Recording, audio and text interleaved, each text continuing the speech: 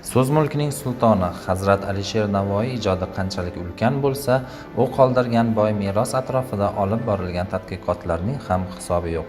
O'zbek adabiyotshunosligida bu kabi tadqiqotlar sermahsulligi bilan boshqa sohalardan ajralib turadi. Ijodiyoti bamisol cheksiz ummondek bu muhtaram zotning shaxsini, har bir asarini, ijtimoiy-siyosiy faoliyatini o'rganish, hozircha nazardan chetda qolib kelayotgan jihatlarga e'tibor qaratish navoiyshunoslar oldida turgan g'oyat muhim vazifadir.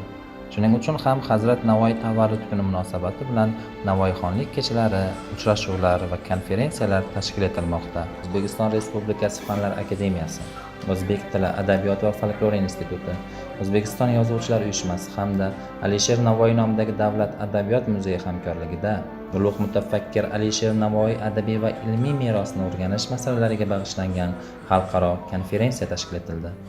Millatni millat, xalqni xalq sifatida tanishtiradigan buyuk san'atkor, ijodkorlar bo'ladi.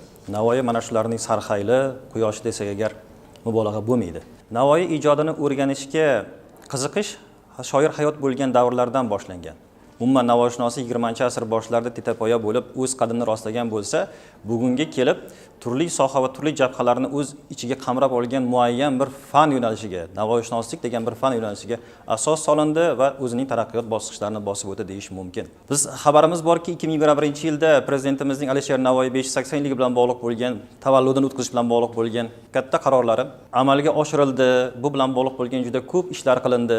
Bizni bugungi anjumanimiz aynan o'sha yo'nalishda qilingan ishlarning bir davomi sifatida ko'rinmoqda desak xato bo'lmaydi. O'zbekiston Respublikasi Fanlar akademiyasi O'zbek tili, adabiyoti, folklori institutida bu anjumanning boshlanganiga mana 67 yil to'ldi. Bu 67 sonni aytishga bir qadar osonday, lekin shuncha yil mobaynida shoirga bo'lgan hurmat, ehtirom ruhi o'zini ko'z-ko'z qilib kelgan. Bu anjumanning boshqa anjumanlardan farqi nimasi bilan farq qiladi? Biz har doim respublika miqyosida an'anaviy tarzda anjuman o'tkazgan bo'lsak, bu yilgi anjumanimiz xalqaro miqyosda bo'y ko'rsatdi. Ozarbayjon, Tojikiston, Turkiya, Qozog'iston, mana Rossiyadan, deylik, yana qator qo'shni turkiy xalqlardan adabiyotshunoslarimiz, olimlarimiz, navoiyshunoslarimiz ishtirok etmoqda. O'zining Navoiyga bo'lgan ehtiromini, Navoiyga bo'lgan muhibligini namoyon qilmoqda.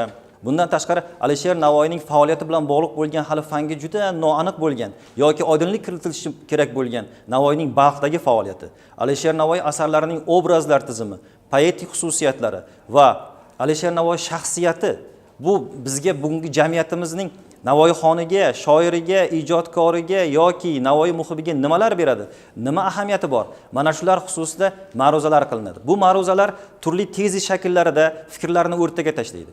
Ertangi kunda navoiyshunoslikda yirik tadqiqotlar uchun bu ma'ruzalar asos bo'lishiga hech qanday shubhamiz yo'q. Bu yerda qilinayotgan ma'ruzalarning barchasi Navoiy atalmish katta bir ummondan olinayotgan qisqa bir dur desak agar yanglishmagan bo'lamiz.